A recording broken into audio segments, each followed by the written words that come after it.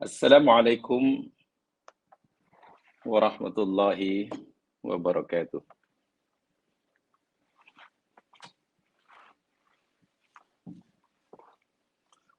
Innal hamdalillah nahmaduhu wa nasta'inuhu wa natubu ilaihi wa nastaghfiruh.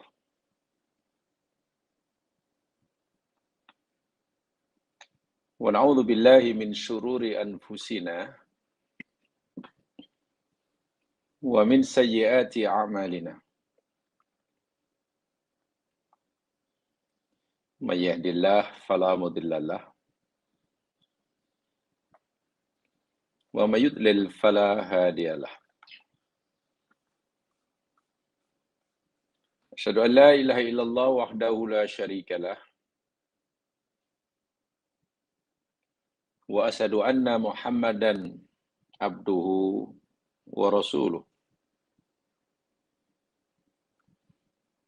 Allahumma salli ala Muhammad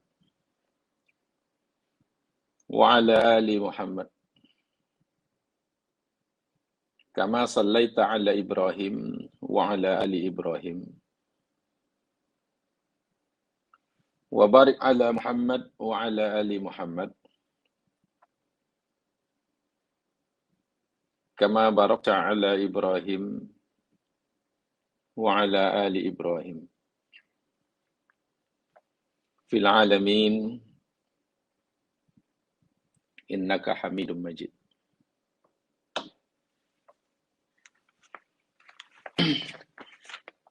Rabbi shrah li sadri wa yassir li amri wahlul 'uqdatam min lisani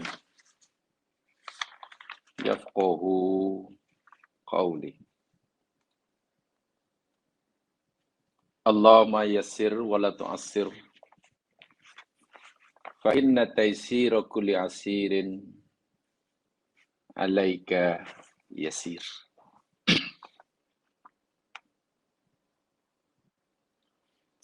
Muslimin, muslimat, para pendengar dimanapun Anda berada yang dirahmati oleh Allah SWT.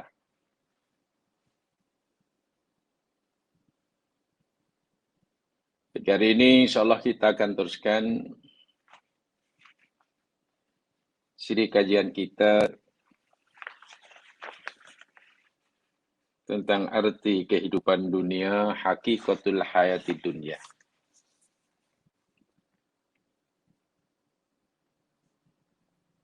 Dan kita masih bicarakan ayat-ayat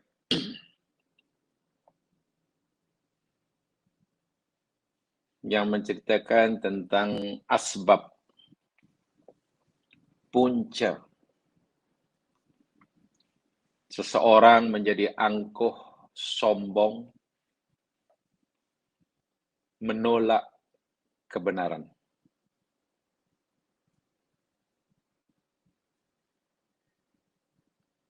Perkara yang menjadi asbab seseorang menjadi angkuh, sombong, sehingga menolak kebenaran.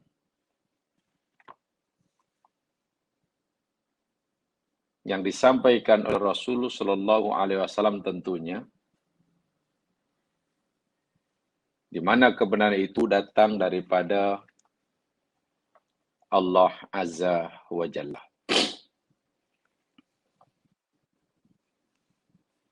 Yang ada nota, ada bukunya, lihat, semak muka surat 28.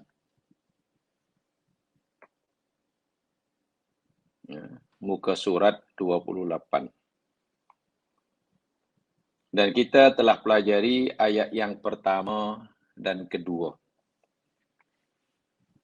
dari muka surat tersebut. Di mana ayat pertama kutip daripada surah Al-Alaq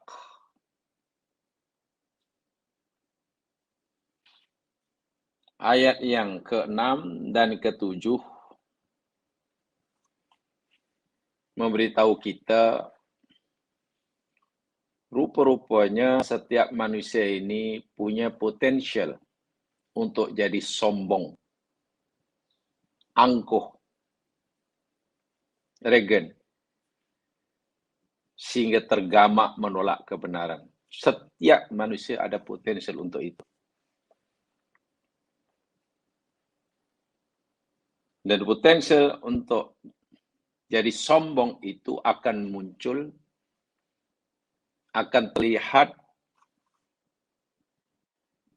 ketika mana seseorang merasa istirna,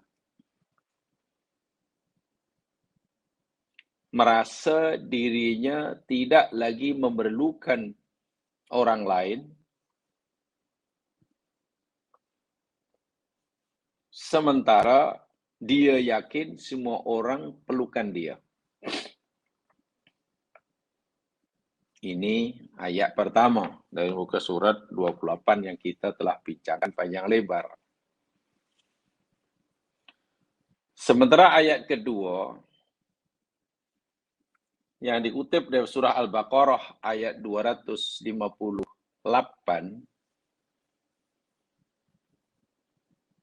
di sini Allah memberikan contoh orang yang sombong karena istighna itu. Merasa dirinya tidak perlukan orang lain, sebenarnya orang lain lebih perlukan dia. Dicontohkan yakni raja yang amat berkuasa pada zaman Nabi Ibrahim. Okelah kita terima namanya Namrus. Dan punca kesombongannya atau punca istighna Namrus yang merasa dirinya tidak perlu orang lain, sebenarnya semua orang perlukan dia, yakni kerana kekuasaan yang Allah berikan kepadanya. Kekuasaannya makin besar, makin kuat. Sehingga merasa dirinya menjadi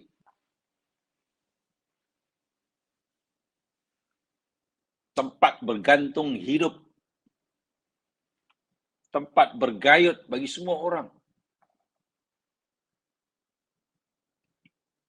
Sehingga Namrus jadi orang yang sangat angkuh.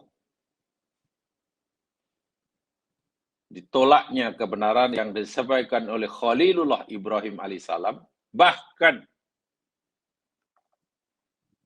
si pendakwah penyampai kebenaran yakni Khalilullah Ibrahim alaihissalam pun Namrus berusaha untuk membinasakannya. Walaupun akhirnya gagal. Sebagai ingatan, sebagaimana yang telah kita pelajari sama, secara umumnya ada 3 perkara yang menyebabkan orang itu jadi sombong dan angkuh, yang menyebabkan seorang merasa ada sifat istighna tadi. Dan istighna itu akan berakibat yadgha, la yadgha, tughyan. Pertama karena faktor keturunan. Nasab. Merasa darah keturunannya lebih baik, lebih mulia daripada orang lain. Sehingga ia merasa perlu untuk diperlakukan lebih istimewa daripada orang lain. Dan di sini Allah contohkan iblis laknatullah alaih.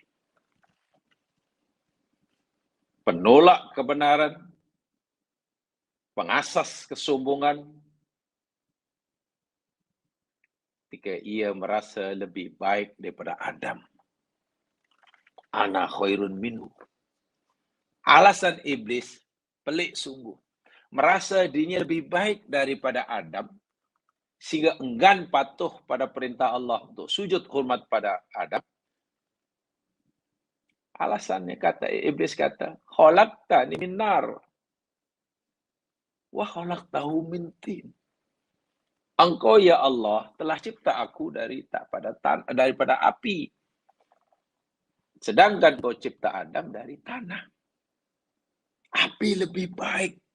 Sehingga darah keturunanku, asal usul kejadianku, lebih mulia daripada Adam.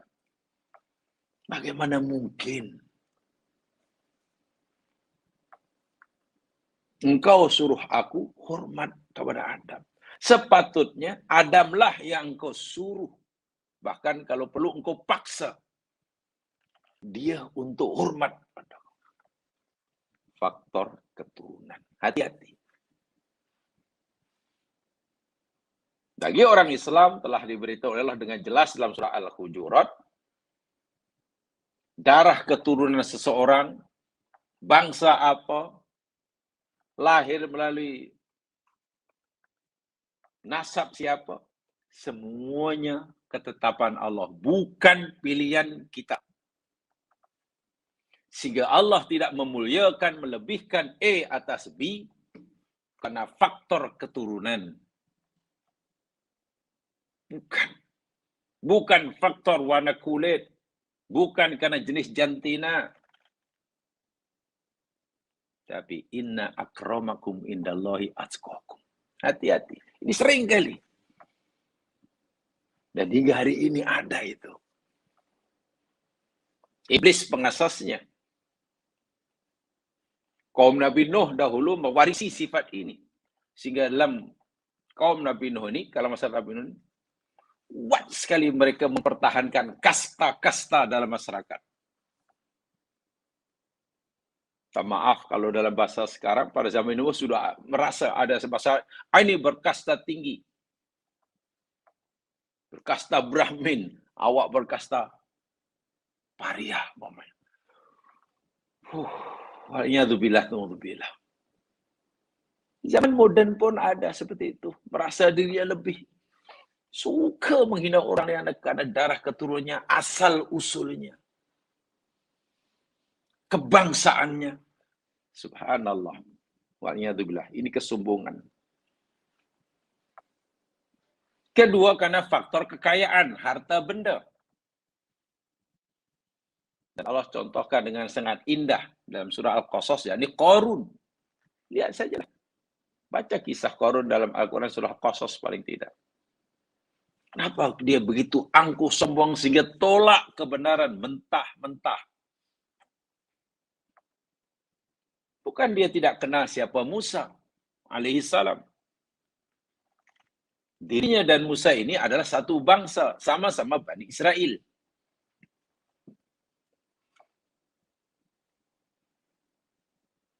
Dia menjadi orang yang angkuh, menzalimi kaumnya, bangsanya sendiri. Bahkan ketika ada kaumnya yang masih jujur, masih lurus, ingin mengingatkan Qarun, dia melenting. Aku kaya sebab aku pandai, tak ada kena-mengena. Allah tak campur tangan dalam urusan hidupku. Aku kaya karena usahaku sendiri. Nasihat yang baik, yang jujur kaumnya ditolak. Musa pun ditolak. Apa sebab? Kaya. Kekayaan. Sering kali membuat orang angkuh, sombong, menolak kebenaran. Malu rasanya dirinya bila terpaksa menerima nasihat Musa. Apalagi hanya nasihat pengikut Musa yang mereka anggap orang yang berstatus sosial rendah. Aku ini orang hartawan, takkan jadi pengikut orang yang punya status sosial rendah. Qarun.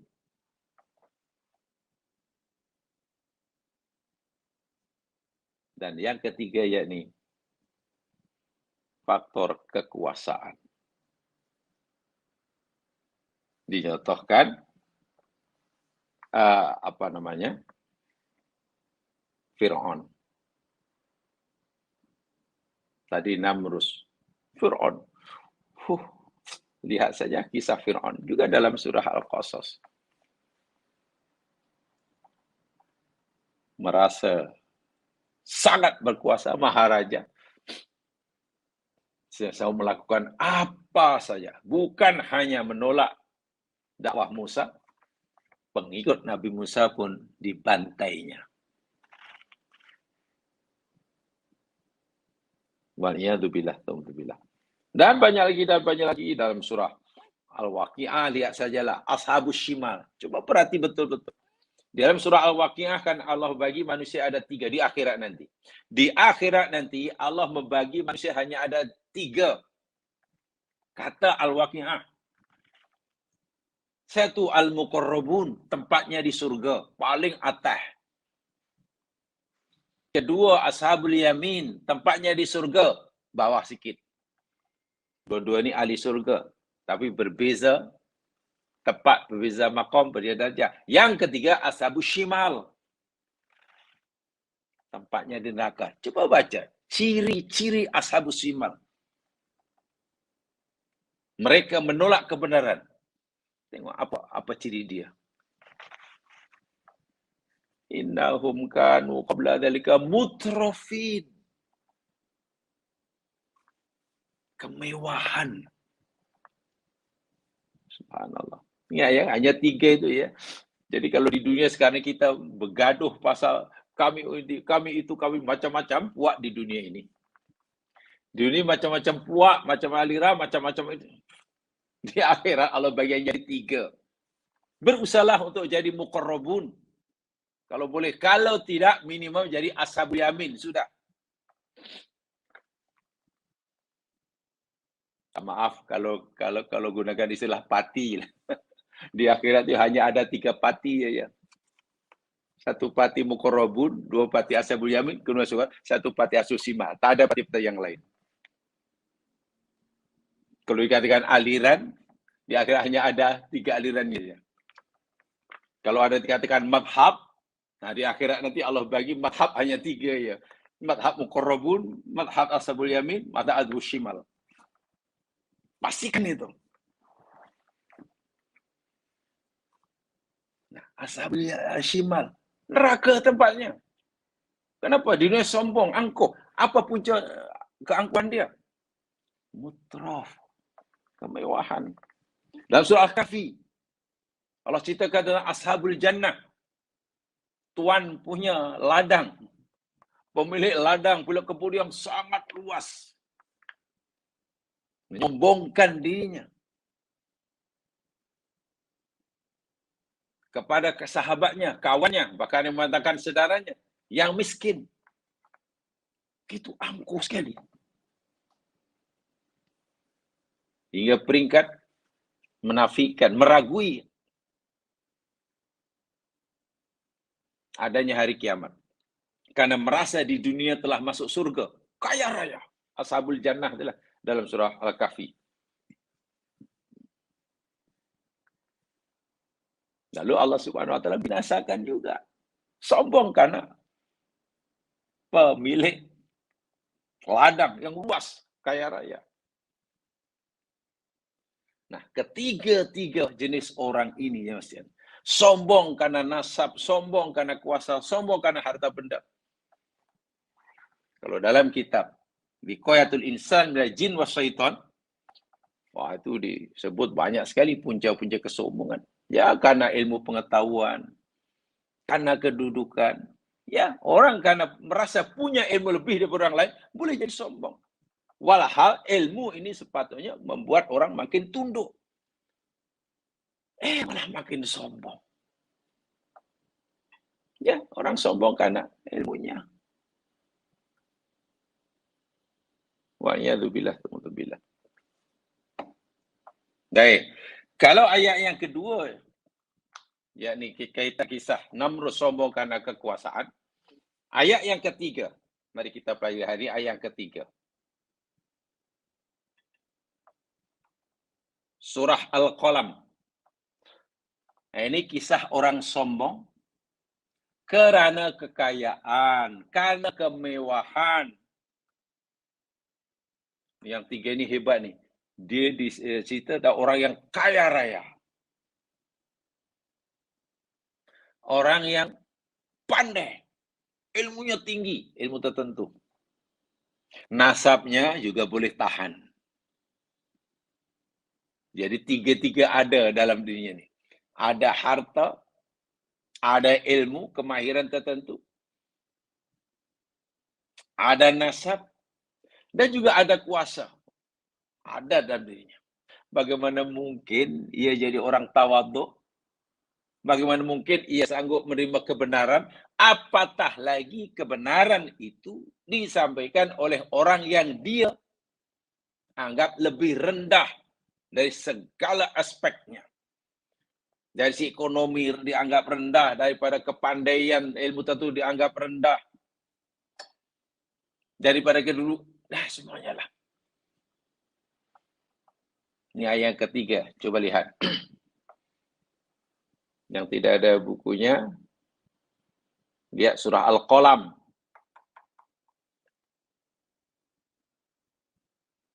Kita ingin baca daripada ayat yang ke-10 supaya kita dapat gambaran yang jelas.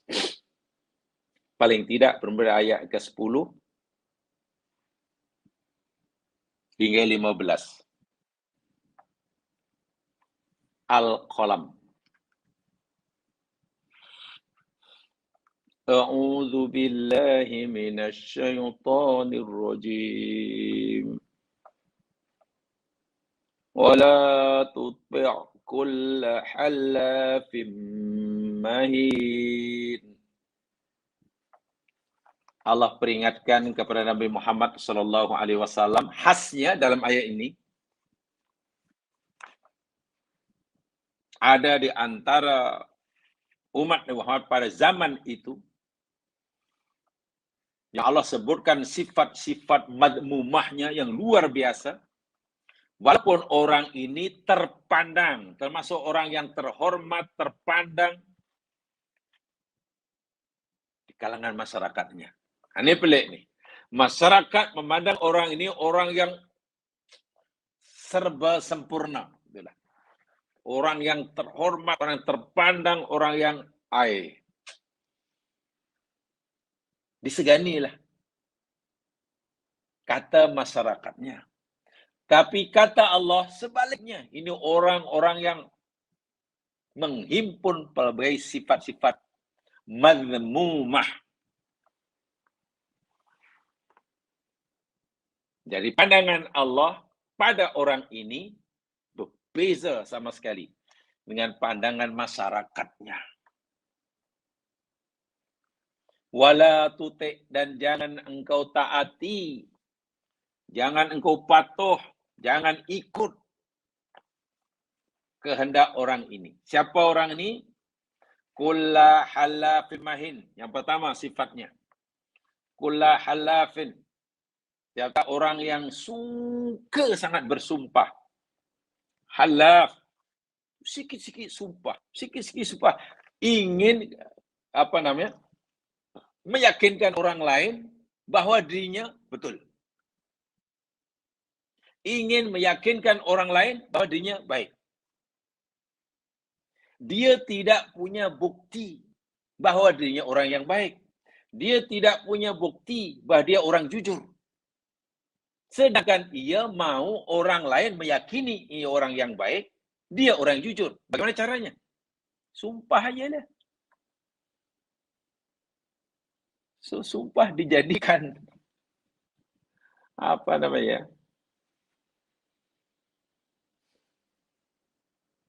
itu dipanggil itu? Junnah. Perisai. Bagi menutupi keburukannya. Saya ulangi. Orang yang banyak sumpah di sini, maksudnya ya ini, dia itu sebenarnya orang yang buruk, orang yang jahat, orang yang tidak jujur. Tapi dia tidak mau masyarakat mengetahui Apalagi meyakini yang dia orang yang jujur, orang yang baik. Orang yang dia tak mau orang dia mau orang masyarakat meyakini yang jujur. Bagaimana caranya? Dia tak ada bukti yang menunjukkan ia jujur. Ia tak ada alasan yang dia orang yang baik. Satu-satunya cara, sumpahlah. Sikit-sikit sumpah dulu. Allah saya gini sana. Ini sifat paling buruk sekali. Ya betul, bersumpah dalam agama tidak dilarang dalam perkara-perkara yang dibenarkan. Tapi biarkan sumpah sebagai junnah. Hanya untuk meyakinkan orang lain bahwa ia orang yang baik sedangkan ia orang yang tak baik. Meyakinkan orang lain bahwa ia jujur sedangkan ia pembohong. Ini sifat tercela. Yang kedua, mahin. Sifat kedua, hina. Masyarakat menghormatinya. Tapi Allah kata, hina ini orang. Masyarakat mungkin menganggap, wah, ini orang paling berjasa ini. Dengan keberadaan orang kita punya, ini adalah berjasa besar. Kita menjadi bangsa besar, bangsa dikenal oleh bangsa lain, karena orang ini. Masyarakat, kata masyarakatnya. Tapi Allah kata, tak, ini orang paling hina. Nanti dijelaskan. Ketiga, hammazin sifatnya. Hammaz. Hammaz itu yang suka mencela. Suka merendah-rendahkan orang lain. Nah, di sini sudah mulai nampak kesombongannya. Wahai orang yang dihina itu hanya lebih mulia di sisi Allah. Merendahkan, dinafikan, ditolak ucapannya. Walhal ucapan orang ini, ucapan yang benar, wahyu daripada Allah. Ditolaknya. Karena orang yang sebutkan dalam ayat ini, orang yang suka menghina, suka merendahkan orang lain. Orang yang suka merendahkan orang lain, kan maknanya, ia memberitahu pada masyarakatnya, memberi mesej pada masyarakat, aku lebih baik daripada dia. Aku lebih pandai daripada dia. Buat apa aku ikut dia? Kan begitu. Bila orang, jemaah sekalian, menghina orang lain, menghina B, itu sebenarnya ada misi yang tidak disampaikan oleh kepada masyarakatnya. Apa dia? Wahai masyarakat, aku lebih baik pada B. Tapi nak kata macam itu nampak sangatlah. Bagaimana caranya? Direndah-rendahkan orang lain, dihinanya, diburukkannya, didiskreditkannya. Nak kata, aku lebih baik, aku lebih pandai, aku lebih... Ya, itu nampak sangat minta maaf. Sifat keiblisannya nampak. Sebab yang pernah kata, ana khairun minhu, itu iblis. Ana khairun minhu. Yang pernah kata itu iblis dalam Quran. Jadi mungkin manusia itu ada sedikit segan nak kata begitu, berarti jadi kalau nak kata aku lebih baik, aku Allah lebih baik daripada dia, aku lebih pandai daripada dia, aku lebih mulia daripada dia, aku lebih besar. Nampaknya sifat keiblisannya terlalu ketat. Jadi bukan ya rendahkan sajalah orang lain itu. Dihina sajalah. Macam-macam caranya. Masya'im binamim. Sifat yang berikutnya. Yang keempat. Masya' itu orang berjalan. Masa yamsi itu berjalan. Berjalan ke sana kemari. Bukan apa? Binamim. Dengan menyebarkan namimah. Ini orang yang kuat mengadu domba. Kalau dalam bahasa sekarang. Melagakan orang. Tak suka tengok orang damai, harmoni kehidupan dia, rukun, tak ada. Buat gaduh sana pun. Dia dilagakan.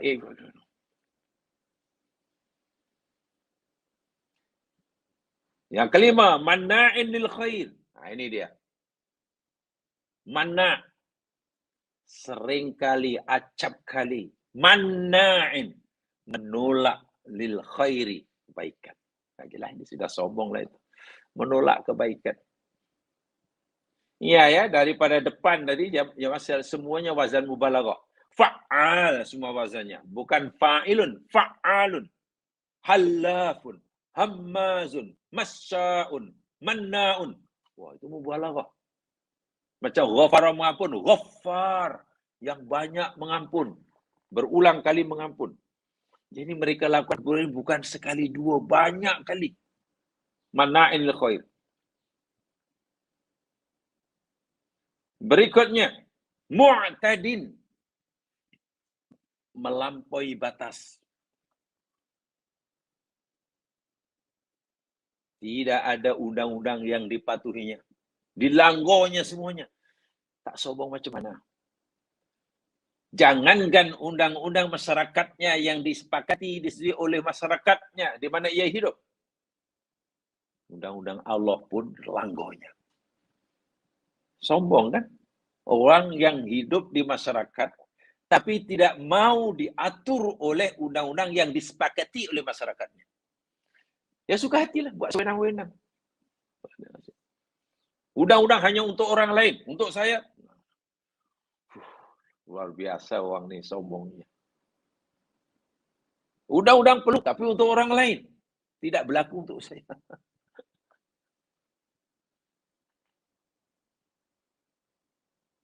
Dalam bahasa sekarang, Masya Allah, ya Allah sekalian. Minta maaf kalau ada kan, kita selalu dengar kalau dalam bahasa sekarang. Katalah kita sebagai orang yang bertanggung jawab menguatkuasakan undang-undang. Tapi undang-undang itu kita kuatkuasakan kepada orang tertentu. Ya, sebagai penguasaan terpilih lah katalah. Bah kata orang, yakni peraturan atau undang-undang apa namanya piramid terbalik. Undang-undang piramid terbalik. Tahu piramid? Piramid kan macam ni bentuknya. Tajam ke atas, bawah. Itu piramid itu. Tapi terbalik. Jadi yang tajam ke bawahnya, yang tumpul. Itu undang-undang zalim itu.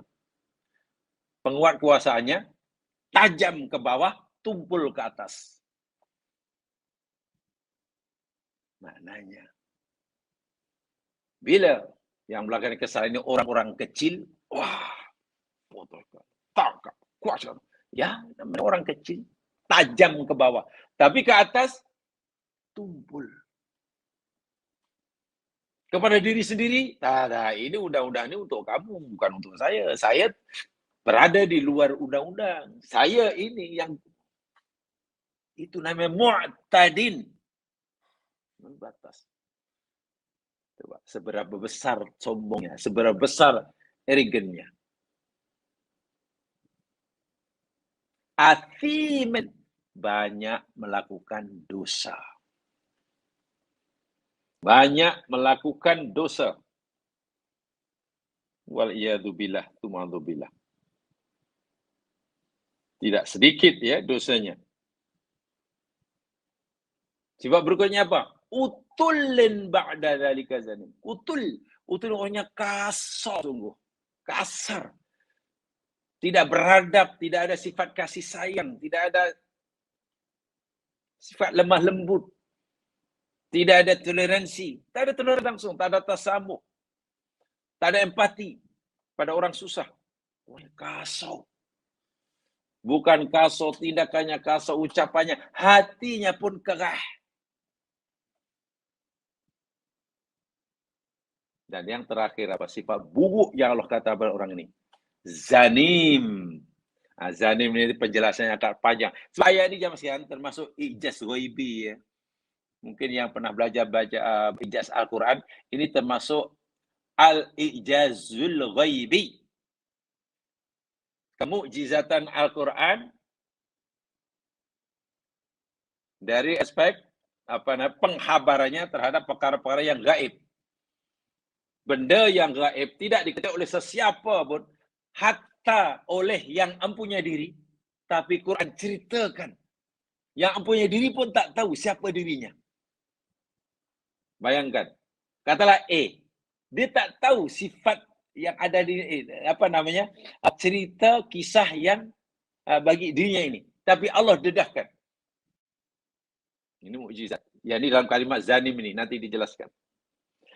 Baik, orang yang punya sifat buruk seperti itu, sombong angkuh, Yalah kalau orang sudah banyak kali sumpah bagi meyakinkan orang lain yang dia itu orang baik. Orangnya hina. Suka mencela orang berkali-kali. Hampir semua orang direndahkannya. Kerjanya mengadu domba, fitnah sana sini, melagakan orang. Tengok. Suka tengok orang gaduh. Masyarakat tidak harmoni. Coba dengan melagakan orang laga sana, dialah jadi ini. Ini kan dipanggil apa ya? Ini budaya Fir'aun pengasasnya. Divide and rule kan. Divide and impera. Pecah dan tok kuasa. Ini kerja dia. Mana'il khair, dia tak nak buat kebaikan. Jangan buat, tolak kebaikan. Melampaui batas. Tak mau terikat dengan undang-undang manapun. Banyak dosa, kerah hati dia, kasar orangnya, dan zanim. Coba, mana ada sifat yang baik orang ini? Tidak. Apa puncanya? Allahu Akbar walillahil hamd. Angkana dha mali wa banin. Allah sendiri jawab. Kalau kita tanya Allah, kami nak tanya orang hambamu seperti itu, begitu jahat, begitu sombong, begitu angkuh, begitu arrogant ni, apa ya Allah punca dia? Allah kata, oh satu antara puncanya yakni angkana, bahwasanya karena adalah dia orang ini damalin. Tengok. Kaya raya. Damal. Da itu, dadi itu mempunyai, mal itu harta. Tengok malinnya kan digunakan isim nakirah. Jadi sebutlah harta apa saja. Dari segi kuantiti pun banyak, dari segi kualiti, wih hebat-hebat. Ini kaya raya ini orang. Wabanin, dan anak-anak lelaki. Khasnya orang Arab jahiliyah amat membanggakan dirinya. Jika mereka punya anak laki, apalagi anak lakinya bukan seorang, anak lakinya ramai. Sementara orang Arab jahiliyah malu. Tak tahu macam mana di mana nak letak muka jika istrinya melahirkan anak perempuan. Jadi punya anak laki itu satu kebanggaan sendiri. Ini orang anak lakinya bukan, anaknya laki dan bukan seorang, ramai. Harta pula banyak. Terkenal di mana-mana. Dan dia juga seorang sastrawan, nanti dijelaskan. Orang yang sangat populer, masyhur di dua daerah termaju pada zamannya. Ini puncanya. Membuat dia sombong. Dan satu di antara akibat kesombongannya itu, idza tutla alaihi ayatuna, apabila dibacakan ke atasnya ayat-ayat kami. Tengok, dibaca atasnya. Allah. Dari segi bahasa jamaah sekalian, kalau bahasa dari segi ilmu bayan, ya karena Quran itu datang dari atas, makomnya sangat tinggi. Karena datang daripada Allah. Tentulah kedudukan Al-Quran, karena datang daripada Allah, firman Allah, disampaikan oleh kekasih Allah, tempatnya jauh lebih tinggi, maka berbanding kita. Yang diperingatkan, yaitu tutlah alaihi. Dibacakan atasnya. Kalimat atas itu bagaimana istilah. Kan beza ya, jamaah sekalian. Contoh, surat. Kita sebagai rakyat jelata dapat surat katalah dari orang besar. Dari kementerian apa atau dari tuanku ke yang Tuan Agung. Kan tinggilah surat ini, tentulah mempunyai makna yang sangat besar. Mungkin boleh mengubah. Mungkin boleh mengubah kehidupan kita. Datang daripada yang Tuan Agung. Kita berada. Sebaliknya, jika surat itu kita yang tulis, lalu kita hantar pada orang besar, ya nilainya tak seberapa lah. Ya mungkin dibaca, mungkin tidak. Quran itu datang daripada Allah, dibawa oleh Jibril, disampaikan oleh Jibril, malaikat, ya, ketua malaikat, disampaikan kepada Nabi Muhammad SAW, Khatimul Anbiya al-Mursalin, disampaikan pada kita. Allah. Apabila dibacakan kata mereka ayat-ayat kami, apa respon orang ini? Orang yang punya sifat-sifat buruk yang tak terkira jumlahnya itu. 8 ke berapa teh? 1, 2, 3, 4, 5, 6, 7, 8, 9 itu.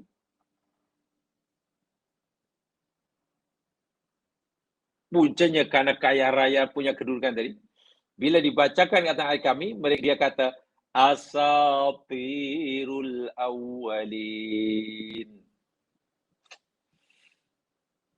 Bukan mau merenungkan, bukan mau memahaminya, bukan mau mengikutinya. Baru dengar aja asatirul awalin. Muhammad, apa yang kamu sampaikan kepada kami, apa yang kebaikan ini, nilai dia tak lebih, tak kurang. Sama dengan asatirul awalin. Dongengan ocehan orang-orang dulu.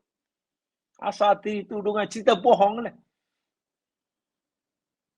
Muhammad, nilai dakwah kamu, ajaran kamu, ayat yang kamu dakwah datang daripada Tuhanmu itu bagi kami, kata orang ini, tidak ubahnya seperti mana cerita 1001 malam.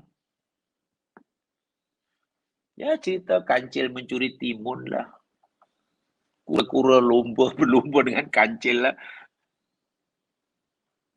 Asatirul awalin, tengok penghinanya luar biasa. Kenapa sanggup menolak kebenaran sedahsyat itu, seterang itu? Ya karena sombong. Apa yang menjadi punca kesombongan hingga menolak kebenaran? Sebab sombong di sini maknanya menolak kebenaran ya.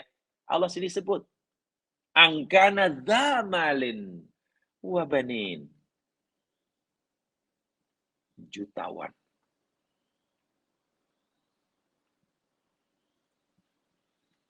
Ada harta, ada kuasa, ada kedudukan, punya anak laki yang ramai. Jamaah sekalian, ini ayat yang ketiga.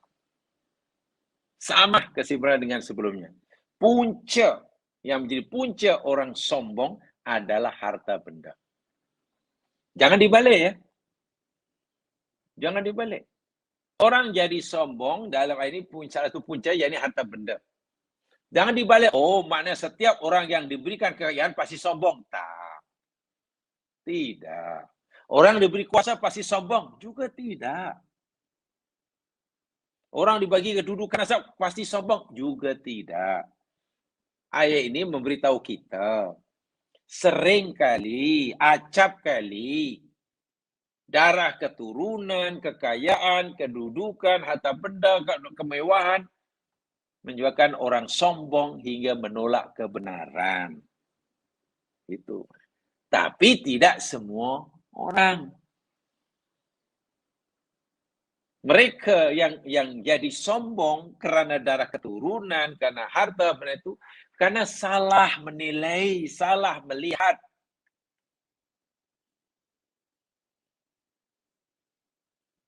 Kedudukan apa sebetulnya bagi dalam hidup ini. Kita hidup di dunia ini, oleh Allah disuruh melihat harta itu sebagai apa? Salah. Dia salah.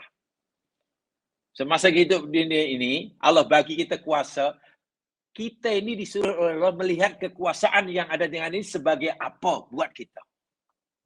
Oh, bagi kami, dalam kekuasaan itu adalah nyawa yang kedua. Tak ada. Salah dia. Apakah Allah menyuruh kita menilai kekuasaan itu seperti itu? Nah, di sinilah. Bila kita menilai apa saja nikmat Allah yang Allah berikan di dunia, nikmat apa sajalah. Nikmat kedudukan, nikmat harta benda, bahkan jadi orang paling kuasa dan paling kaya sekalipun.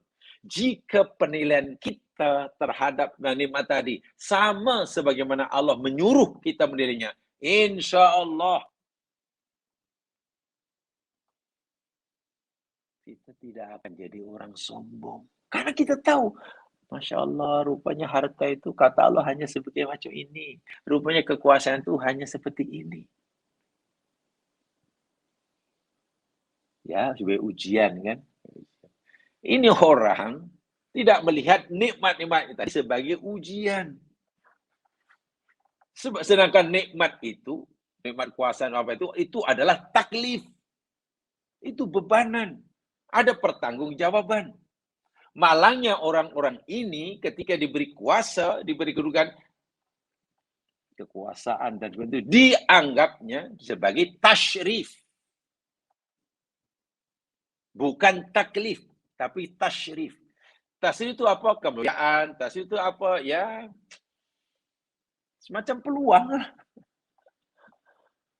Peluang besar nih. Sementara suaraku masih didengar banyak orang. Sementara tulisanku masih dibaca oleh orang. Sementara kekuasaan masih, udah. Kalaulah semua itu dianggap sebagai tasyrif, peluang untuk dasurnya bilang, habis, pasti sombong. Tapi kalau apa saja Allah berikan pada kita di dunia, kedudukan, ke harta benda, kekayaan, kemahiran, ke apa sajalah, sebagai taklif itu bebanan, taklif itu tanggung jawab. Ya, insya Allah makin banyak pemberian Allah, kita makin takut jika kita tak mampu nak memikulnya. Karena bertambahnya nikmat, bertambahnya kedudukan, bermakna bertambahlah pertanggungjawabannya. Bertambah kekayaan, bermakna bertambahlah pertanyaan yang Allah akan ajukan pada kita kelak. Bila ingat bertambahnya tanggung jawab, bertambahnya, makin besar kedudukannya, makin besar pertanggungjawab. Ya, orang tak akan tersenyum lah, malah mungkin lebih banyak menangis. Selamat ini orang. Jauh sekali daripada sombong. Ini tidak. Bertambah dianggap sebagai satu tasyrif. Minta maaf ya Mas sekali minta maaf. Mungkin saya cakap apa adanya.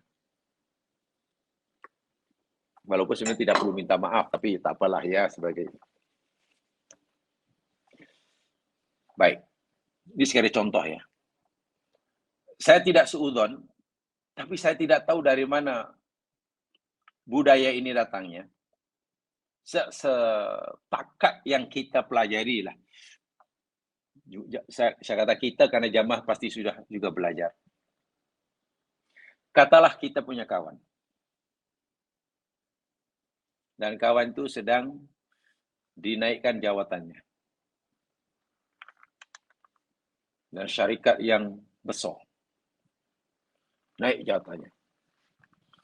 Menjadi, ya, daripada COO naik jadi CEO.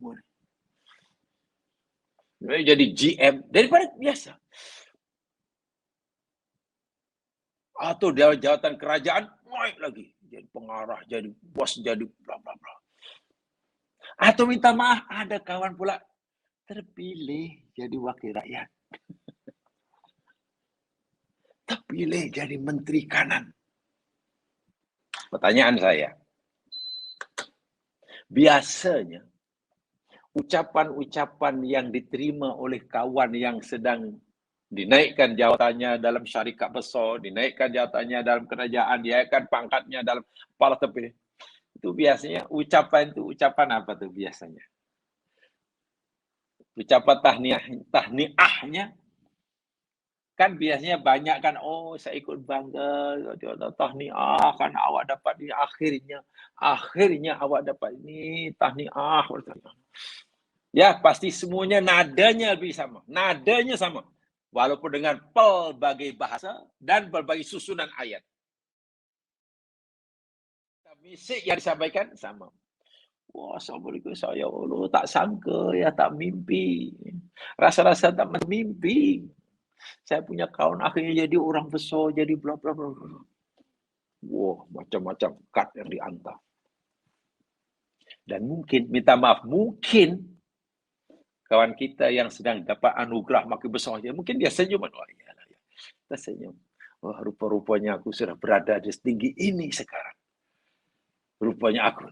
Mungkin ada sedikit rasa, wah. Nah, ada perasaan, kembang itu dalam bahasa agama dipanggil takatur, ya Mas sekalian. Sudah ada benih-benih takatur.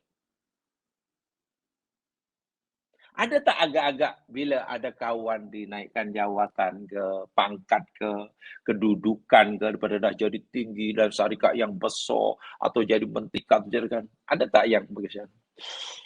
Ya, saya ucapkan, saya ingatkan kepada Anda bahwa tugas Anda semakin berat. Katakanlah ada kawan diberi jawatan penting dalam kerajaan, kuasa penuh. Lalu kita hantar ucapan ke Assalamualaikum, saya ingin menyampaikan firman Allah, Qulillahumma malikal mulki tu'til mulka man tasya' wa tanzi'ul man tasya' wa tu'izzu. Ada tak agaknya? Ya, saya ingatkan pada saudara, kawan baik saya, firman Allah Subhanahu wa taala, ya Allah, Zat yang memberi segala kekuasaan. Allah, engkau ya Allah beri kekuasaan pada engkau yang siapa yang engkau kehendaki. Dan engkau akan tarik balik kekuasaan itu dari siapa yang engkau kehendaki tanpa notis. Ada agaknya anto macam tu, ucapan tahniah. Atau ya, saya ingatkan Anda sekarang sedang mendapatkan naik jatuh yang tinggi, tapi ingatlah, innalillahi wa inna ilaihi raji'un. Semua itu datang dari Allah dan suatu saat pasti akan diambil. Jadi kalau sekarang Anda ada rasa bahagia, seronok karena dapat jawatan, pastikan hati Anda juga bersedia suatu saat bila jawatan itu ditarik oleh Allah tanpa notis sebelumnya. Kita jangan hanya bersedia untuk gembira karena dapat, tapi kita juga bersedia untuk bersedih bila suatu saat diambil. Oh iya ya, rupanya. Sebab kadang-kadang orang ini hanya bersedia untuk gembira. Kadang-kadang orang ini jiwanya hanya bersedia untuk gembira. Dan tidak bersedia untuk sedih. Bak kata dalam perawalan lah, berlawan bola, ke lawan sukan, ke lawan apa, misalnya. Orang hanya bersedia untuk menang, tapi tak bersedia untuk kalah. Ya sedih lah. Sedih. Maksud bersedia ini macam mana? Bersedia untuk menang, bersedia untuk berjaya, hati mesti diajar. Bila senang, bila dapat kemenangan, mesti hati, wahai jiwa, awak mesti bersedia mendapatkan anugerah besar ini. Hati tanya, macam mana? Apa persiapan yang aku perlu ada? Ya, kamu mesti bersedia untuk menambahkan kekuatan bersyukur. Sebab bila hati jiwa seorang belum bersedia beri jawatan yang tinggi, nikmat yang banyak, akan melompat-lompat, lupa daratan. Macam Korun tu lah. Korun itu hatinya, jiwanya belum bersedia jadi kaya. Akhirnya jadi sombong. Fir'aun jiwanya tidak bersedia untuk diberi kuasa. Akhirnya jadi angkuh. Ashabul Jannah dalam surah Kahfi belum bersedia menjadi pemilik ladang terbesar. Akhirnya apa? Sombong. Itu jiwa yang tidak bersedia jadi kaya. Sehingga jadi sombong. Ada juga orang yang jiwanya tidak bersedia untuk susah. Sehingga bila susah, putus asa. Hilang harapan. Seakan-akan hidup sudah tidak ada artinya. Wa'iyadzubillah, ramai akhirnya gantung diri, bunuh diri, terjun melompat dari tingkap, tembak kepala sendiri. Itu orang yang jiwanya belum bersedia, susah. Hidup ini jemaah sekalian, apa saja yang berlaku dari kita, jiwa kita, hati mesti bersedia. Nanti kalau saya, ini katalah belum senang kata masih jawatan rendah banyak. Ya suatu hari nampaknya karier saya boleh duduk di jawatan itu tuh. Nanti kalau saya sudah punya jawatan itu, duduk di kursi itu, nomor 1 itu. Adakah jiwa saya bersedia? Mampukah saya jadi orang tetap tawadhu? Atau malah melompat? Nah, kalau melompat-lompat, inilah yang diambil amaran oleh Allah Subhanahu wa taala. Sombong kerana dunia. Sehingga anugerah Allah yang sepatutnya memudahkan ia jalan ke surga, anugerah Allah, nikmat Allah yang banyak, malah memudahkan baginya jalan ke neraka. Wa'alaikumsalam. Demikian juga jika jiwa tidak bersedia, susah. Nak menghadapi kesusahan pun hati mesti bersedia. Bukan senang nak membina, nak menjana kekuatan untuk bersabar.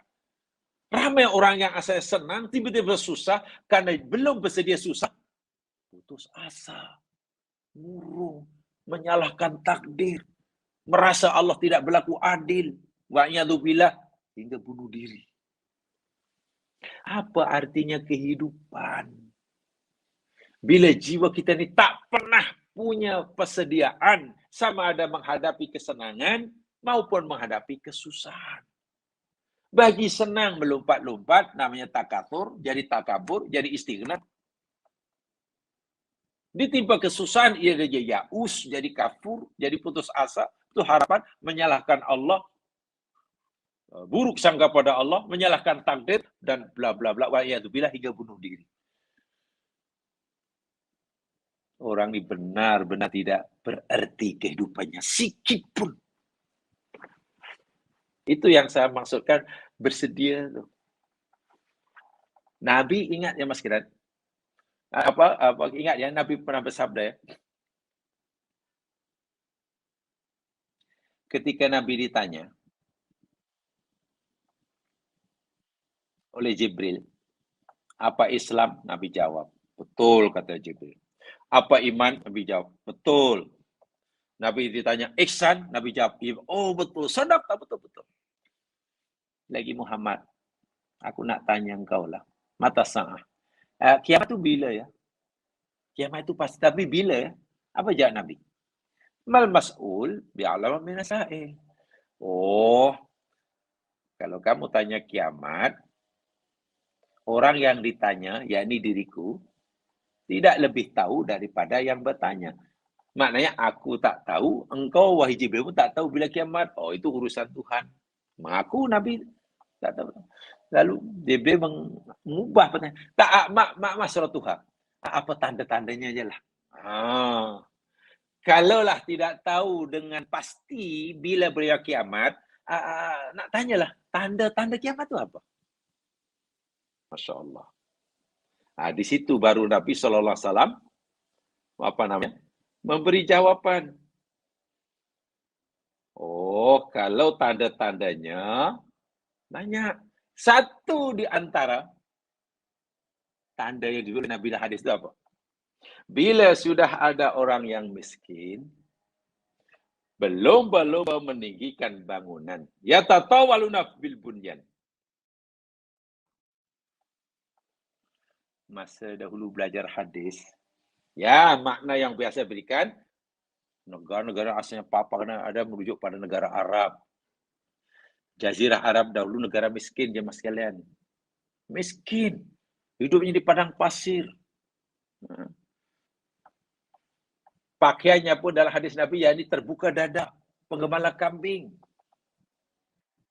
Suatu saat menjadi orang yang belum punya bangun kaya raya lah. Nah, itu udah. Sehingga setelah Allah berikan sumber rezeki, Jazirah Arab menjadi negara yang berpecah-pecah kan. Ada Arab Saudi, ada UAE, ada yang merujuk pada itu. Itu tanda kiamat lah tuh. Negara yang belum meninggikan lawan tinggi bangunan yang ada di Timur Tengah, Middle East countries, negara petrodolar itulah. Ada yang mau itu, ya boleh jadi, iya. Tapi hadapan sarah saya, hadis itu, nama Dr. Sarwani Maksum, saya masih ingat. Dr. Syahwani Maksum almarhum, mudah-mudahan Allah ampunkan segala dosanya dan beri manfaat ilmu yang diajarkan. Beliau memberikan penjelasan agak unik. Kamu tahu tak, salah satu yang dimaksudkan sabda Nabi, dari sabda Nabi, tanda kiamat itu yakni orang yang, apabila orang yang miskin itu belum boleh mendirikan bangunan. Beliau menyatakan, itu adalah OKB, bahasa Melayu. Beliau waktu itu kata, itu adalah Nouveau Riche. Itu adalah Nouveau Riche, orang kaya baru. Orang miskin, tiba-tiba mendadak, tiba-tiba jadi kaya raya, ketika jiwanya belum bersedia jadi orang kaya. Pasti ada kejutan, ada kata shock. Coba apa yang berlaku bila orang miskin tiba-tiba jadi kaya raya? Macam mana hidupnya? Syukur atau berfoya-foya? Pasti berfoya-foya.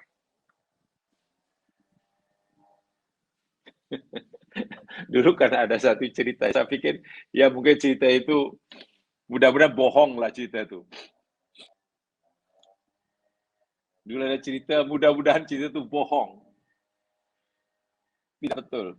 Tahun berapa dulu saya agak lama lah, tahun 80-an berapa? Apa? Iyalah, 80-an ke apa? Konon ketika kerajaan nak beli tanah Felda, pendoka-pendoka jadi kena jual tanahnya lah, dijual oleh kerajaan. Ya dibeli oleh kerajaan. Mahal. Satu ekarnya dapat yang sekian ratus ribu, sekian juta. Itu katanya adalah pemilik tuan tanah yang tak pernah tengok, jangan sampai berjuta. Cuma beratus ribu pun tak pernah tengok. Ya paling-paling beribu kan buat kelapa sawit. Tiba-tiba dapat sekian ratus ribu, sekian juta. Wah. Terkejut tiba-tiba jadi kaya raya. Gaya hidupnya bertukar drastis dan pelik. Orang mau belilah peti ais, konon lah beli peti ais. Macam yang dibelinya lain-lain. Di rumah belum ada elektrik. Elektrik belum masuk sudah beli peti ais. Beli burger bukan 1-2, sekali beli burger 15. Gaya hidup orang Nouveau Riche ini pelik je Mas. Ada semacam kejutan. Terkejut. Kenapa? Jiwanya belum bersedia. Itu tanda kiamat. Orang yang belum, yang jiwanya bersedia jadi kaya, tiba-tiba jadi kaya. Pasti rusak. Sebagaimana orang yang kaya tiba-tiba jatuh miskin, sedangkan jiwanya belum bersedia dan tak fikir suatu saat jatuh miskin dengan tiba-tiba. Kaya tiba-tiba jatuh miskin. Pun rusak. Orang kaya jadi rusak. Karena jiwanya tak pernah bersedia jadi miskin, jadi susah. Yang dirasa senang. Sebab itu ada ungkapan ya, saya tertarik dengan ungkapan ini. Irhamu thalatha minan nas. Sayangi oleh kamu 3 jenis golongan manusia. 3 jenis golongan manusia ini patut kamu sayangi, patut kamu dampingi, patut kamu beri nasihat. Karena bila tidak, rusak ini orang. Rusak. Yang pertama, azizan zallah. Orang yang ada kuasa kemana-mana. Tiba-tiba hilang kuasa. Sekelip mata. Bayangin, macam mana nak menjalani kehidupan sehari-hari. Selama ini orang yang paling berkuasa, tiba-tiba kuasanya hilang sekelip mata. Jadi rakyat biasa. Jika iman tidak kuat, jemaah sekalian. Selama ini pergi ke mana orang hormat dia. Nak pergi pun ada orang bawakan keretanya. Ada orang buka pintu keretanya. Ada orang bawa bagnya. Handphone pun ada orang bawakan. Tiba-tiba jadi orang biasa, orang tak kisah bahkan orang. Minta maaf boleh. Tahulah. Tolong dampingi orang ni. Ini jiwanya kalau mesti diberi kekuatan semangat nih. Jika tidak, habis. Pasti menyalahkan Allah, pasti menyalahkan itu, pasti mengamuk, sedih berpanjangan, murung. pasti dia stres, ya mungkin bahkan depression. Yang kedua, gonian kodif takoro. Tengok. Orang kaya, gonian, kodif takoro, tiba-tiba jatuh miskin. Sekelip mata. Kalau iman tidak kuat. Selama ini hidupnya, jiwanya sudah dilatih, biasa senang. Tiba-tiba susah. Ketika hati belum bersedia. Tak boleh terima kehidupan. Salahkan itu, salahkan ini, salahkan itu, salah. Pasti. Kata, masa belajar dahulu, kata mengajarkannya, ini orang ada dijangkiti penyakit PPS. Kalau tidak betul kuat imannya, boleh dijangkiti penyakit PPS, post power syndrome. Post power syndrome. Dan yang ketiganya, faqihun yal'abu bihi juhala. Orang alim, cendekiawan, golongan intelektual, pemikir-pemikir yang hebat. Tapi dipermainkan oleh orang-orang jahil yang kebetulan ada kuasa. Orang jahil tapi berkuasa. Boleh mempermainkan orang-orang pemikir-pemikir yang hebat. Kata si jahil yang ada kuasa tadi, tolong carikan dalil. Saya nak buat gini. Tolong carikan dalil yang membolehkannya. Kan pening. Cemana nak cari dalil yang membolehkan? Ini proyek, ini usaha, ini haram di sisi agama. Quran kata haram, hadis kata haram, macam mana suruh carikan dalil yang halal? Bila aku beritahukan nanti dia haram, dia mengamuk. Tapi nak kata ini halal, mana mungkin Quran kata haram, hadis kata haram. Bingung ini si alim ni. Dia cendekiawan, dia pemikir, dia ulama, tapi di bawah tekanan. Sehingga tidak bebas berfikir sesuai dengan agama. Selagi ia masih tunduk kepada orang-orang jahil yang kebetulan ada kuasa. Ini ujiannya sangat berat. Nah, akhirnya orang inilah yang diuji. Betul tadi kan, orang kaya tiba jadi miskin, rusak. Orang miskin tiba-tiba jadi kaya pun juga rusak. Ketiga itu perlukan hati yang kuat. Hati yang kuat. Jamaah sekalian, sengaja saya kutipkan cermin ayat itu. Karena orang yang Allah sebutkan dalam surah Al-Qalam yang sedang kita pelajari memiliki segala-galanya ini orang ini. Termasuklah ia cendekiawan itu. Nanti saya jelaskan. Baik. Puncanya sudah jelas ya. Orang-orang jahat menolak kebenaran. Quran pun kata hanya asadul awalin. Puncanya Allah kata anda angkana dha malin wa banin. Kerana Allah anugerahkan banyak harta dan anak-anak laki yang ramai yang berjaya. Ya mas sekalian, kebanyakan mufassir hanya ada minoriti lah. Kebanyakan mufassir ayat ini diturunkan jadi ada kaitan dengan musuh Nabi sallallahu alaihi wasallam namanya Al-Walid bin Al-Mughirah. Al-Walid bin Al-Mughirah bin Abdullah bin Umar Al-Makhzumi, ayah kepada Khalid bin Al-Walid. Anaknya jadi panglima Islam, mendapat gelaran Asadullah itulah. Asadullah Saifullah itulah. Mendapat gelaran Saifullah.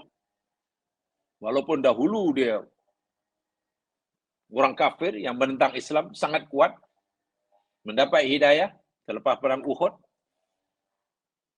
Nama tidak ditukar, Khalid bin Al-Walid. Tak tukar nama dia. Namanya tetap Khalid, nama ayahnya tetap bin Al-Walid, bin Mughirah. Al-Walid bin Mughirah ini musuh Nabi, nomor wahid, termasuk nomor wahid.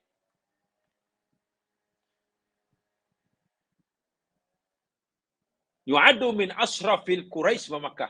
Ia termasuk orang yang Ya, katakanlah bangsawan Quraisy dan bangsawan Arab. Satu kelebihan dia.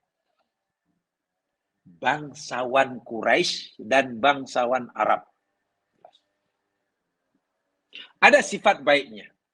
Sifat baiknya harrama ala nafsi surbal hamr. Ia mengharamkan artinya minum arak. Orang Quraisy lain peminum. Kaki minum, kaki botol. Dia walaupun orang kafir, dia mengharamkan arak atas dirinya. Nah, itu sifat baiknya. Jadi bukan kaki botol lah. Sifat baik yang lain, kasa al-ka'batal musyarrafah asra marratin. Walid bin al-Mughirah ini, ayah pada Khalid kafir ini, pernah menginfakkan, mendermakan kekayaannya bagi membiayai kelambu Ka'bah. Kelambu namanya. Selimut Ka'bah ke kelambu Ka'bah itu. Lama tuh, sebelum Nabi Muhammad jadi Nabi, ia termasuk orang bertanggung jawab menukar kelambu Ka'bah. Sebanyak 10 kali ia telah melakukannya. Kita tak pernah kan? Kita pernahkah menginfakkan harta kita untuk membiayai kelambu Ka'bah yang setiap tahun itu? Mahal tuh. Berapa juta tuh kan tuh satu sekali buat. Al-Walid bin Mughirah 10 kali. Dia orang yang banyak sekali kekayaan. Syadid thara. Luar biasa lah. Tak terkira jumlah kekayaannya. Yamliku adadan kabira. Dia memiliki banyak jumlah yang sangat besar. Sumber-sumber kekayaannya. Binatang ternakan. Sekaligus dengan ladang-ladang ternakannya. Hingga sampai ke negeri luar Makkah. Tapi ia terkenal sebagai musuh nomor wahid Rasulullah SAW. Tuduh Nabi Muhammad gila, tuduh Nabi Muhammad ini ahli sihir. Yang dia Nabi Muhammad itu asal awal. Dia lah orangnya. Dia ini 12 tahun lebih tua daripada Rasulullah. Jika Rasulullah SAW lahir ya pada tahun gajah, Amul Fil, Al-Walid bin Al-Mughirah ini lahir 12 tahun sebelum Amul Fil. Jadi beza 12 tahun lah. Lebih tua. Lebih tua. Dan sempat jugalah ya, melihat sendiri kebangkitan Rasulullah sebagai utusan Allah Subhanahu wa taala. Apa yang diucapkan, yang pernah diucap oleh Al-Walid bin Al-Mughirah ketika Nabi Muhammad SAW dilantik oleh Allah dan mengistiharkan dirinya sebagai utusan Allah di hadapan kaumnya. Awal lagi, Khalid dengan marah sekali, Walid bin Mughirah dengan marah sekali diberitahu kepada kaumnya. Ingat ya, ini orang besar, bangsawan, punya pengaruh, punya kuasa, punya harta, anaknya semuanya laki dan berjaya semuanya, termasuk Khalid anak dia. Sangat itu daripada segi aspek keduniaan nomor wahid kemuncak lah. Ketika Nabi menjadi Nabi dan mengistiharkan dirinya kepada umatnya bahwa ia utusan Allah. Al-Walid bin kata, ayunazzalu ala Muhammadin wa utrak wa ana kabiru Quraisy wa sayyiduha. Itu ucapan keluar daripada mulut. Tengok bagaimana sombongnya. Dia kata, ayunazzalu ala Muhammad. Betulkah ada wahyu daripada Tuhan semesta alam tapi diturunkannya pada Muhammad? Betulkah? Kalau betul adalah Rasul itu ada, tapi betulkah Muhammad yang dipilih jadi Rasul? Orang seperti Muhammad yang diberikan wahyu kepadanya, si anak yatim, miskin, ummi, Siapa itu Muhammad? Wa ana kabiru Quraisy wa sayyida. Sedangkan aku ini adalah pembesar Quraisy dan tuan orang Quraisy. Bangsawan Quraisy, ketua orang Quraisy, pemuka ketua orang Quraisy. Ini aku, ini. Kalau iya pun ada nabi sekarang ini orang yang paling layak. Allahu Akbar walillahilhamd. Kalau betullah Allah semesta alam menurunkan wahyunya dan melantik salah seorang hambanya menjadi utusannya, nih, yang lebih layak. Ini lebih qualified nih. Daripada pelbagai persyaratan, merasa memenuhi persyaratan jadi nabi. Kaya, bangsawan, pengikutnya ramai, jutawan, cendekiawan. Jadi segi popularity, jangan tanya. Muhammad paling-paling dikenal oleh orang Quraisy yang ini saja. Nih, orang suku lain tak kenal. Muhammad tidak kenal oleh orang Taif. Tapi ini, Quran mengakui itu. Al-Walid bin Mughirah ini orang yang sangat terkenal. Dikenali oleh bangsa Quraisy yang tinggal di Makkah, juga dikenali oleh warga Taif. Ada dua bandar yang sudah agak modern, Makkah dan Taif. Sebut ya, Walid. Oh ya, Tuan Walid. Tuan Walid. Oh ya, orang yang... Jadi dia sendiri mendakwa. Sepatutnya aku, kalaupun ada utusan yang dipilih Allah, orang yang dapat wahyu, ini dirinya. Memenuhi syarat. Bukan dia. Ayunazzalu ala Muhammadin wa utrak wa ana kabiru Quraisy wa sayyidu. Tengok, ucapan awal begitu seangkuhnya. Tanya, apa yang menyebabkan Al-Walid bercakap begitu kotor, keji, angkuh, sombong sekali ketika memberi komentar terhadap kerasulan Muhammad?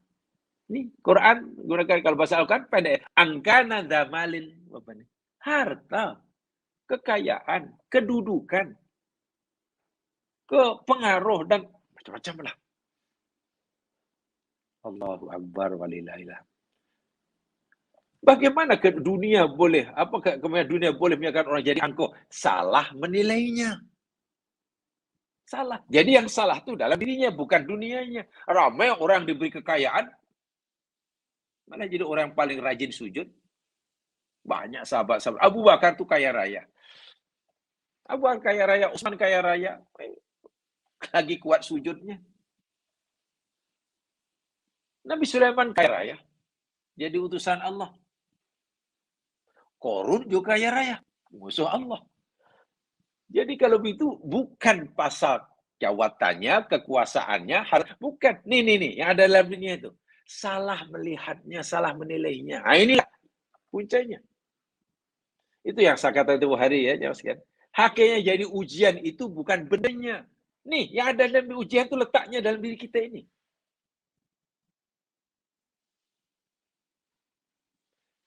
Jawatan boleh membolehkan, boleh menjadikan perantara orang itu bagi orang itu masuk surga dengan jawatan yang tinggi dan kuasa itu. Wah, masya Allah, masuk surga senang. Dengan jawatan yang sama, kuasa yang sama, membolehkan orang masuk neraka dengan mudah pun boleh juga, karena letaknya di sini. Untuk apa dia? Sebagai apa ini semua? Jangan silat. Itu jangan salahkan harta benda, jangan salahkan nikmat di dunia, jangan salahkan jawatan, jangan. Kan ramai orang jangan jawatan, nanti kalau masuk neraka. Masuk neraka. Tengok. Nabi beritahu kita, jawatan tertinggi katalah termasuk nanti jadi hakim katalah. Nabi beritahu hakim itu ada tiga jenis maksudnya. 2 masuk neraka, 1 masuk surga. Tengok. Lalu dia memberi kesimpulan yang sangat-sangat sembrono. Nabi kata, hakim ada 3. 2 masuk neraka, 1 masuk surga. Lalu berkesimpulan dengan sangat sembrono. Maknanya setiap 3 orang hakim, 1 aja masuk surga. Wah, itu kesimpulan yang sangat sembrono sekali itu. Akhirnya jangan. Akhirnya melihat saja orang yang berprofesi sebagai hakim, sudah buruk sangka. Alah, ini aja. Jangan. Kita sudah salah melakukan kesalahan itu. Bagaimana kalau yang berpikiran salah itu orang yang beragama Islam? Dan ia didengar, diketahui oleh non-Muslim. Lalu mereka berpikir, apa yang kita fikirkan tadi, itu adalah Islam. Wah, itu adalah pikiran yang datang dari diri kita sendiri, yang ternyata salah. Sedangkan mereka menisbahkan pikiran kita yang salah tadi, disangkakan, oh Islam itu macam itu melihatnya. Oh Islam. Ya, akhirnya kita punya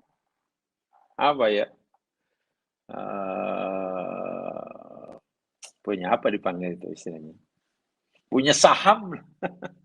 Kita punya saham yang besar dalam menggambarkan Islam yang tak betul. Karena mesti yang kita sampaikan salah. Paham ya? Ini ucapan saya menyampaikan awal termasuk ucapan awal, termasuk perkara yang mula-mula diucapkan keluar daripada mulut Al-Walid bin Mughirah yang kepribadiannya, personality-nya, saksiahnya Allah ceritakan dalam surah Qalam ini, satu di antaranya, walaupun surah Al-Mudaththir pun ada. Dalam surah Al-Mudaththir juga ada. Ketika memberi komentar kerasulan Nabi, cukup angkuh, cukup sombong. Kalau dalam bahasa kasarnya, dia itu tak layak. Muhammad tak layak jadi Nabi. Jadi pemimpin kita pun tak layak. Jadi ketua rukun tetangga pun tak layak. Ini pula jadi dakwah dia tulisan. Kalaupun ada, nih orang lebih layak. Tanya, apa? Saya ada. Itu keangkuhan yang luar biasa. Itu di awal Nabi baru jadi Nabi. Macam itu komentarnya. Walaupun tadi saya katakan, sejarah Islam, ya saya jujur lah. Yang baik diakui baik. Ya baik, orangnya baik. Karena dia mengharamkan minum arak atas dirinya. Bagus lah itu. Dia pernah menginfakkan kekayaannya untuk mengganti kelambu Ka'bah 10 kali. Bukan sekali 2. Luar biasa itu. Ya. Ini sebelum Rasul jadi Nabi ya. Kan setelah Makkah dikuasai oleh Islam kan orang kita tidak ada lagi orang Islam yang kuasa penuh. Ini ketika Makkah dengan Ka'bahnya masih di bawah kekuasaan orang-orang kafir. Orang kafir. Ini apa namanya? Walid bin Mughirah. Dan sifat-sifat ini berkaitan dengan apa sifat-sifat yang Allah sebutkan tadi ya. Saya katakan ada 1, 2, 3, 4, 5, 6, 7, 8, 9. Ada 9 sifat yang Allah sebutkan dalam surah Al-Qalam tentang Al-Walid bin Mughirah ini. Semuanya diakui oleh Walid bin Mughirah. Betul. Apa yang dikatakan oleh Muhammad tentang kepribadian itu semuanya betul. Aku mengakuinya. Betul. Muhammad kata, aku ni halaf. Ya, aku memang orang yang halaf. Aku ni orang yang hamas. Ya, suka. Ya, itu. Aku mengaku. Aku orang yang suka menjalan. Masya' bin Namim. Ya, saya mengakui, saya menafi. Betul apa kata Muhammad itu. Saya faham. Muhammad cerita tentang siapa diriku. Mana'inil khair mu'tadin atim. Itu diriku. Aku mengakui, aku tak akan protes, aku tak akan menafikan. Itu hebatnya. Dia jahat dan kejahatannya dibongkar oleh Nabi, oleh Al-Quran, di hadapan kaumnya, dan dia mengakui. Ini bagi apa nih ya? Sepatutnya kan malu ke apa? Di mana orang yang sudah tidak segan silu mempunyai sifat buruk, bahkan bangga. Nah, ini kesubungan yang luar biasa ya. Orang yang punya sifat madmumah lalu merasa malu bila orang lain tahu, itu masih okeylah. Dia buat salah dan malu, ada perasaan malu, merasa bersalah, apalagi bila orang lain tahu. Itu masih okeylah hatinya. Ini tidak. Dia punya sifat madmumah yang sudah melekat dalam dirinya, sudah malakah lah dipanggil. Dan diberitahu oleh orang lain sehingga orang lain pun tahu. Dia tahu orang lain sekarang tahu, tapi langsung tidak ada rasa malu, tak ada rasa masalah. Itu kesungguhan yang bahkan bangga. Bangga. Kecuali satu saja yang Nabi Muhammad sebut dalam Quran ini, yang dia tidak mau mengakui, bahkan dia tidak tahu mana gelaran itu. Muhammad bergelaran itu, yakni zanim. Yang terakhir itu zanim. Agak panjang penjelasannya, nanti mungkin lain kali saya sarankan. Nah, ini yang saya tidak tahu. Apa Muhammad tuduh aku zanim ini? Ini tuduhan jahat nih. Tapi macam mana Muhammad? Bohong. Nak kata Muhammad bohong, tak bohong. Semua yang disampaikan betul belaka. Tapi yang hujung ni, kalau dia betul, lalu siapa diri saya ini? Ini menyangkut, melibatkan marwah, harga diri. Ini. Lebih dahulu, surah Al-Quran betul-betul minta maaf bahasa saya, menelanjangi siapa sebenarnya Al-Walid bin Mughirah. Karena dia tiba-tiba merasa ketakutan. Lalu siapa sebenarnya? Dia sudah terlanjur mendakwa, mengklaim dirinya dan dipecat oleh masyarakat. Dia orang terhormat, dia orang mulia, berdarah. Tiba-tiba dengan sifat zanim dia bingung. Siapa aku sebenarnya? Dia ingin tahu. Nabi Muhammad tahu, tapi dia tidak tahu. Yang punya diri tidak tahu. Nah, ini yang menarik. Inilah ijaz ghaibinya. Insyaallah ya Mas kalian, masih tidak mengizinkan, kita akan sambung pada kesempatan balik yang datang. Yang benar pada Allah jua. Nah, silakan Mas sendiri. Apalagi saya ingin menambahkan tadi kan, ia termasuk cendekiawan, pemikir, golongan intelektual, ulama lah. Tapi karena tidak bebas berpikir, berpendapat, karena di bawah tekanan kekuasaan, di mana kuasa itu dipegang oleh orang jahil. Bagaimana stresnya Walid ini? Kaya, pandai, tapi tidak bebas berpendapat. Karena di bawah tekanan orang yang ada kuasa. Tapi dalam ayat yang lain, nanti kita jelaskan. Salah dia sendiri kenapa memilih jalan seperti itu dalam hidup. Wallahu alam. Subhanakallahumma bihamdika asyhadu an la ilaha illa anta astaghfiruka wa atubu ilaik. A'udzu billahi minasyaitonir rajim. Wal 'ashr innal insana lafi khusr illa alladziina aamanu shalihat tawassaw bil haqq tawassaw bis sabr. Assalamualaikum warahmatullahi wabarakatuh.